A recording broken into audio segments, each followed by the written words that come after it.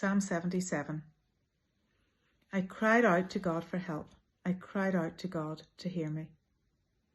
When I was in distress, I sought the Lord. At night, I stretched out untiring hands, and I would not be comforted. Will the Lord reject forever? Will he never show his favour again? Has his unfailing love vanished forever? Has his promise failed for all time? Has God forgotten to be merciful? Has he in anger withheld his compassion? I will remember the deeds of the Lord.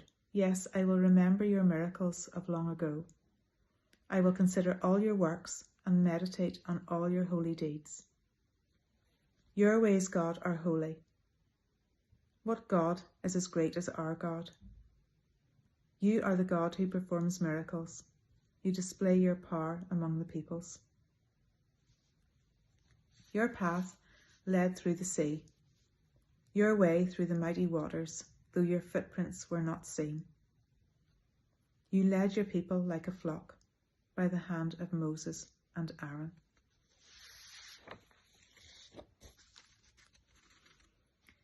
Psalm 77 was written by Asaph, a prominent Levite musician and poet appointed by King David to lead worship in the tabernacle, and was designated to be publicly performed in the temple.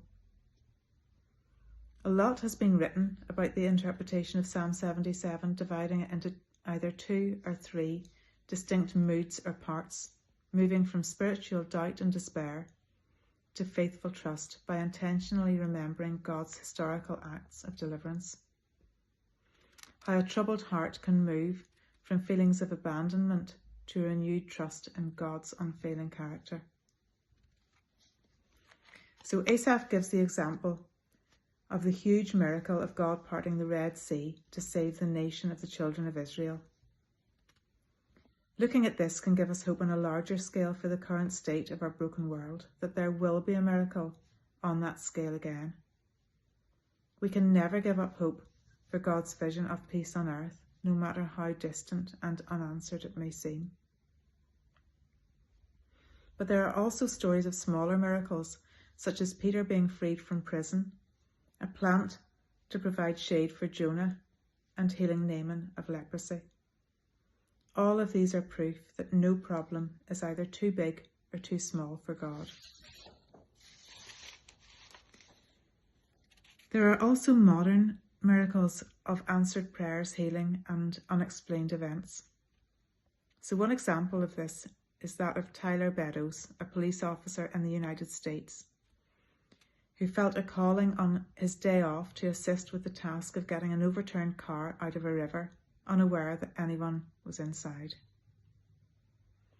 On approaching the car with 3 fellow officers, every one of them heard a woman's voice calmly and distinctly say, "Help me, help me." They found an 18-month-old baby, Lily, strapped in, upside down in the back seat. Her mother, the driver, had sadly died on impact 14 hours earlier. There was no one else at the scene. Lily survived, and the police officer was restored from a personal downward spiral at that time to rediscover the belief, in his own words, God will always come through. Miracles are a reminder that God is here, to find him in our everyday answered prayers and achievements.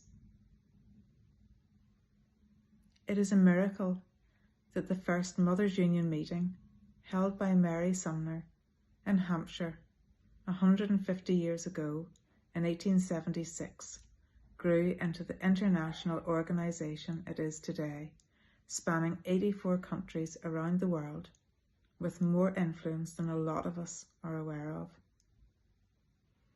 Mothers' Union has consultative status with the Economic and Social Council of the United Nations. This empowers the movement to bring local, on-the-ground perspectives on gender justice, poverty reduction, and family support directly to global policymakers. In developing nations, the Mothers' Union operates as a critical life-saving civic and social pillar.